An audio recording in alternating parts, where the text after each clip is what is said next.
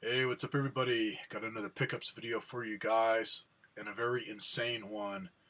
Is majority of stuff I got from a moving sale Friday, and right off the bat, and I'll probably say it again, neither me or my buddy Jim, who was also there, did not lowball this guy on the price. This is the price the guy gave to both of us, which basically got the same deal he got for about the same amount. I don't know how many games he got, but we both did really friggin' good. Anyways, show that stuff last year. I've got a few pawn shop pickups and then one pickup from my buddy John at Video Game World. So show those first, and then I'll go on to the yard sale stuff, or moving sale. Anyways, just picked this one up yesterday, so I haven't played it yet. And my pawn shop still has their games marked down to $6 a piece for Xbox 360, PS3, and Wii. I think everything else is priced different. So there is one that I'm not going to show until the end because it'd give away the kick-ass part of this deal that I got. I just got Dead Rising 2 off the record. Then these I picked up for the bonus content. This one I got at Pawn World, so $6. Fallout New Vegas Ultimate Edition, which includes Dead Money, Honest Hearts, Old World Blues, Lonesome Road, Gunrunner's Arsenal, and Courier Stash. This one I've been playing for a while. Really happy that I got it, man. I've played a couple of the bonus levels or whatever you want to call it, and definitely worth it, man. They're nice and long. And what's cool on this one, you do got to start over as I already own these games, in fact, on a couple of systems, so I got plenty of copies now. But you do got to start over in order to get everything to activate. As soon as you leave the doctor's house in this one, you start hearing the radio signals and stuff. And also, what's cool is you get some extra stuff while you're leaving instead of just the usual. So you got a bit of an advantage in this one from the start. It's definitely worth picking it up. This one got Fallout 3 Game of the Year Edition. And this one, I've just started it. I got out of the underground encampment or whatever you want to call it. So, haven't gone far enough to check out any of the bonus stuff. You don't start out with any extra weapons. It's whatever you leave with is what you have. So, that you don't get, but get plenty of other bonus stuff. Includes Operation Anchorage, The Pit, Broken Steel, Point Lookout, and Mothership Zeta.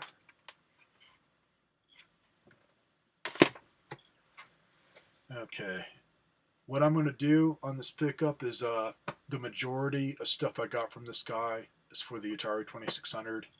Show you guys the systems. Got two systems. He also had a Pong system. I'm thinking, other than the Pong system having some of just the accent type stuff, silver sticker parts or whatever is missing on one of the knobs, it'll look good. Both of the Ataris look like they'll clean up really nice. It's just haven't gotten to that yet. On the games,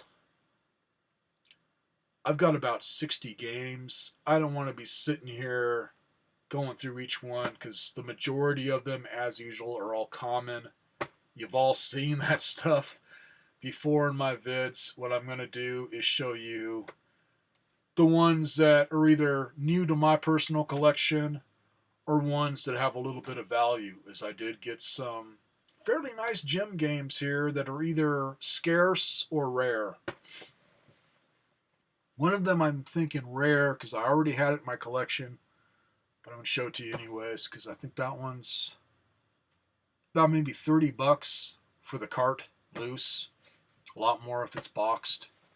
Show you that first. And it's not a bad game on the Atari. I like it a hell of a lot better on the ColecoVision because that's more like the arcade, but not bad on the Atari. Tapper, or root beer tapper. I'm 45, so to me, it's still Budweiser Tapper. Budweiser's the one that licensed the game. It used to look like Yeah. I think they made it kind of like a keg, man. I haven't played it since the 80s, man, but the Budweiser one was really, really cool looking. And they're pretty damn hard to find for the arcade machines because they changed to root beer tapper pretty fast when they found out kids were playing them more than the people at the bars. Cool enough. Anyways, first cool one out of the collection. This one, I did get other manuals, but they're all for common games. This one, I may be off on this. Maybe about $15 at most for the cart, maybe 10. Anyways, got a Day Age one here. Frankenstein's Monster with the original manual.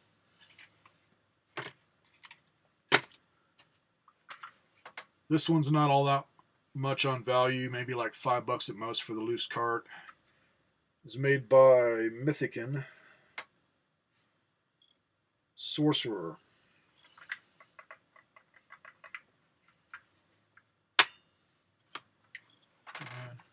Yeah, another one, not worth all that much, but I didn't have it in my collection yet. Star Voyager. Magic. Another one I didn't have. Activision Kung Fu Master. Another one by Activision that I don't think I have for the Atari. Ghostbusters.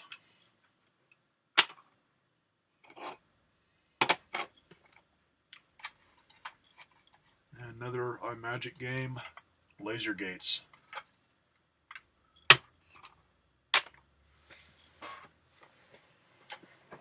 Pong system.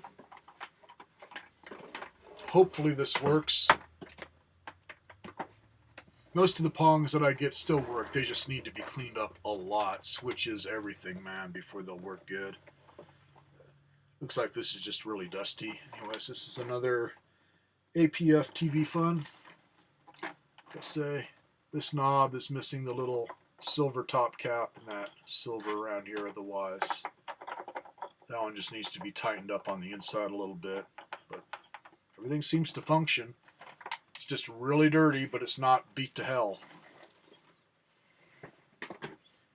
And these Ataris, I think these will clean up really nice. I don't see any bangs on them or anything. In fact, the orange part around this area still looks good. Anyways, one. And they're both made in different places. This one's manufactured by Atari/Wong Ltd, Hong Kong. Well, I guess Atari Wong's better than Atari Dong. And this one, manufactured for Atari, incorporated by King Tech Electronics Corporation out of Taiwan. Another 4-switcher. Say, man, once I clean it up, it'll look nice on both of them. On hookups and stuff, all he had was one of those old school variable adapters. It's got the little cross piece like this that has different jacks. Controllers. I got a set of paddles, but I have no idea if they're going to work or not. One of them I had to put back together as the little screw came off, so everything fell inside. So those are kind of iffy until you test them. Doesn't matter how clean they look. I've gotten some that look brand spanking new, and they don't work. It's just something that wears out real easy. And then on joysticks, they were trashed, so I threw them away. And I got lots of original 2600 sticks. Which for me, man, I like the off-brand ones like Wicco. I've never liked the original 2600 sticks. They just stiff, man. Everything about them I didn't like. Okay. Make sure I don't move here and kill a game. I got all the games dumped because they were all piled on top of the systems, man. I got a shit ton of Atari games now. Okay, now for the killer ass part.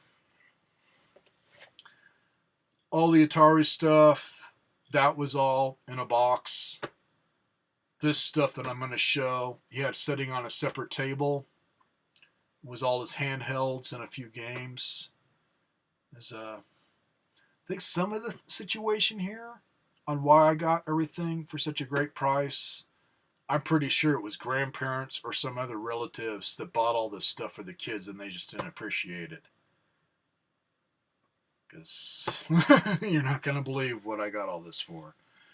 Anyways, on that table, he had a black 3DS that was covered in stickers, so I have no idea on the condition. That one went to my buddy Jim.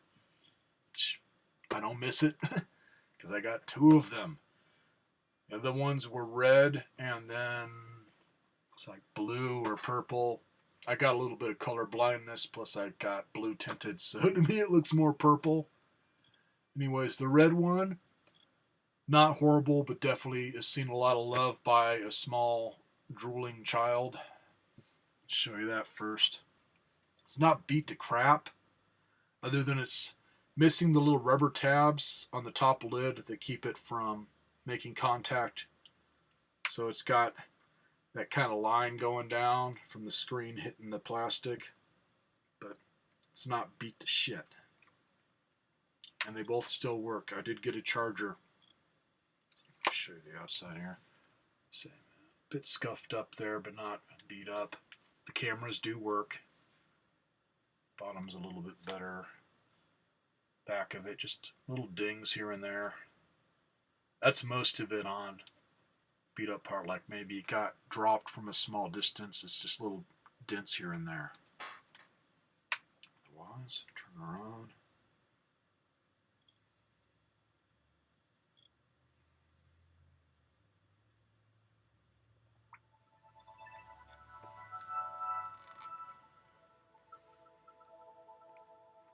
Say, man, works beautifully.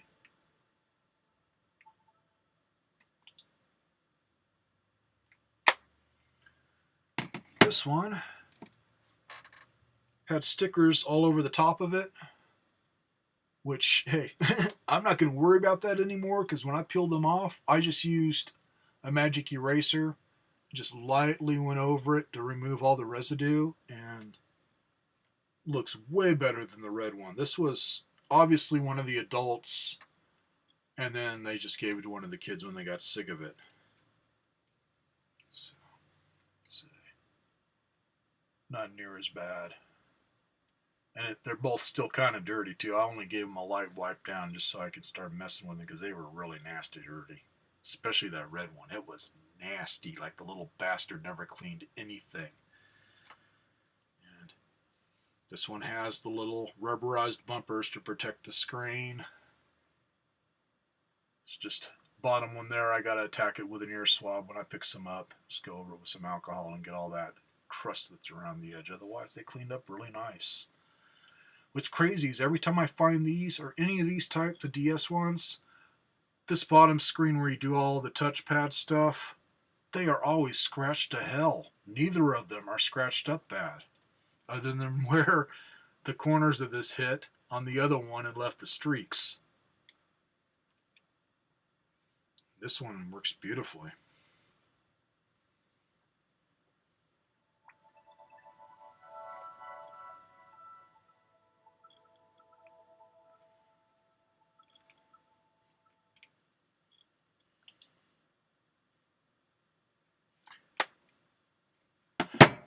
Not only that, I'll show you this first.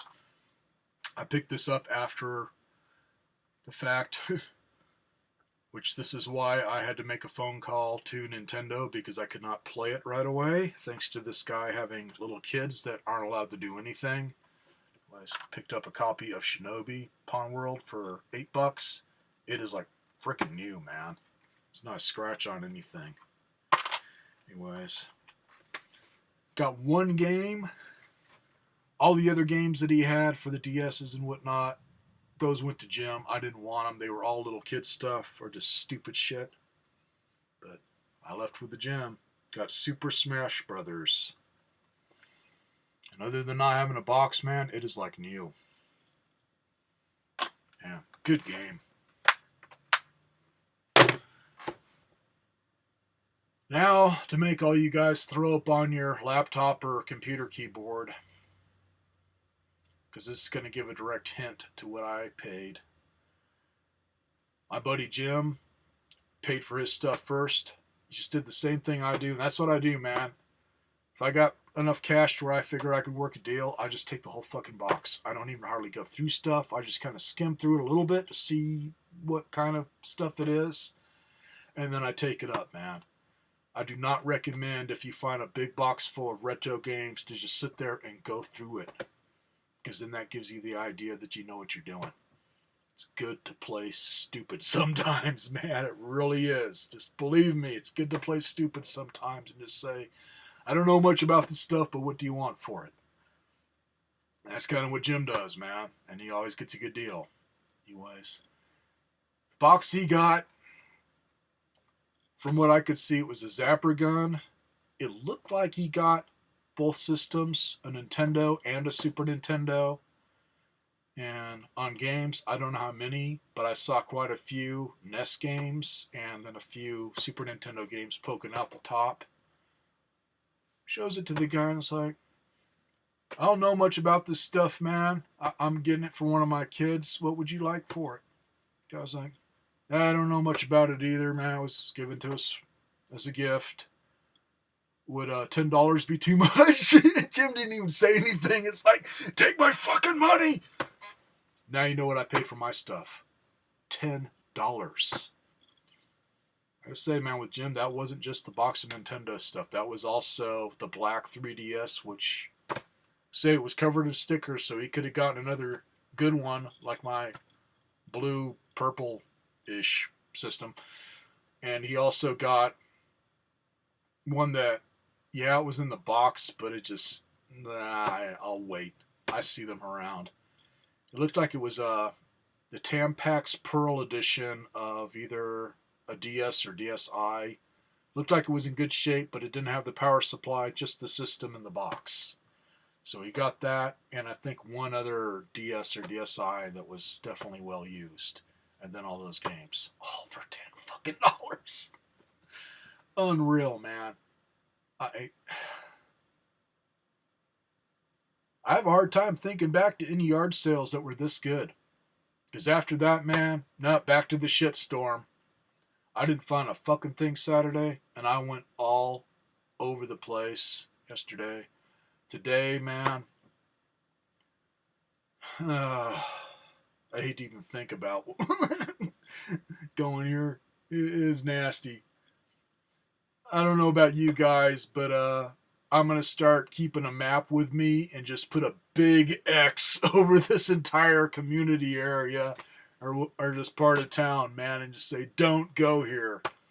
Because, man, it happens every time that I go to a yard sale in this area. We call it Birdland, which, it just doesn't describe it good enough. I just call it Tweaker World, because that's basically what's there is a bunch of blue-collar tweaker druggies.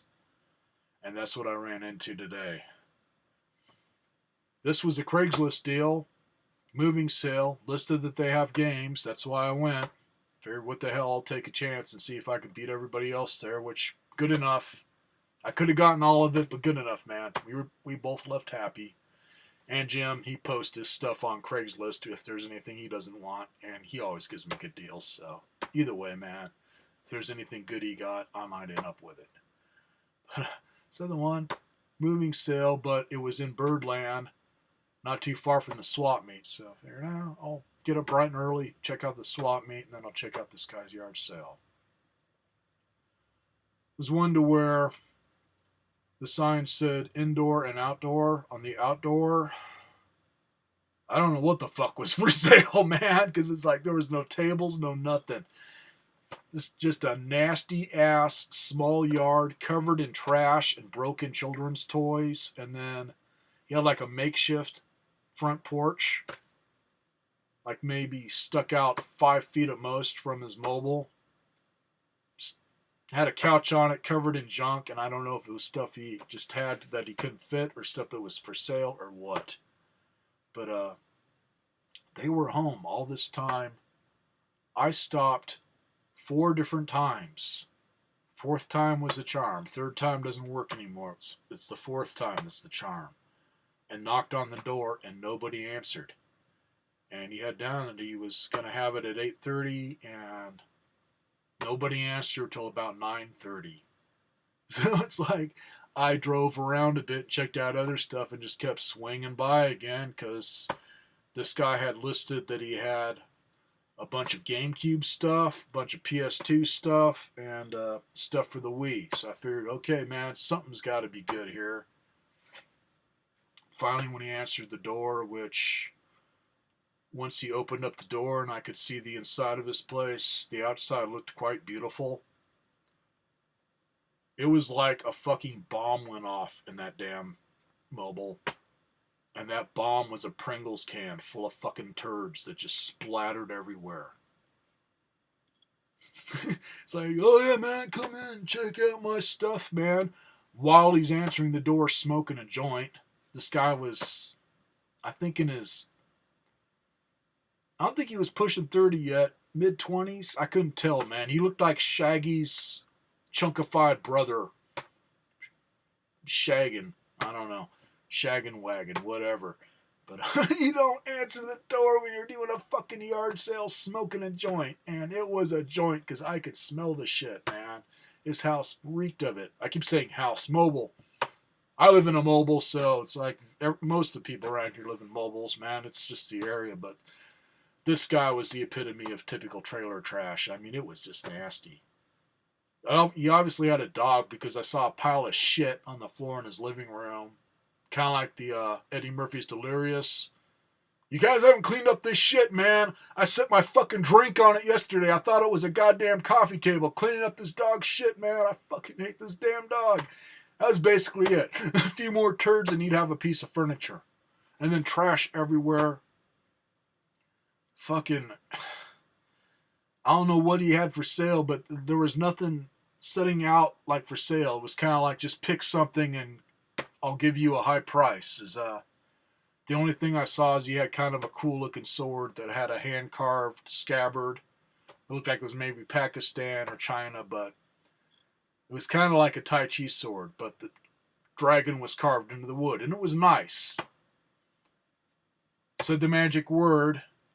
Oh yeah, man, I looked that up and eBay or Amazon or whatever, they were wanting like $30 at the least for it, so would you give $30 for it? And it's like, bye, peace out, hippie, took it up. That was it. So that's why I'm going to put a big X on the map. I haven't had any others that bad in the area, but damn close, man. It's always a freaking druggie. This was the first one that was just a pothead, man. Most of them are freaking meth heads, and they're so wound up you can't talk to them. It's just... I'm so glad I'm surrounded by senior citizens that don't need that kind of shit because they got medication like me. So we all get along. Later, everybody. If it wasn't for I was using the cam built into this thing, man, I'd aim it at the floor and show you this pile of Atari carts. I shit you not. Including those ones that I showed you, about 60 games. So, killer fucking deal. Later.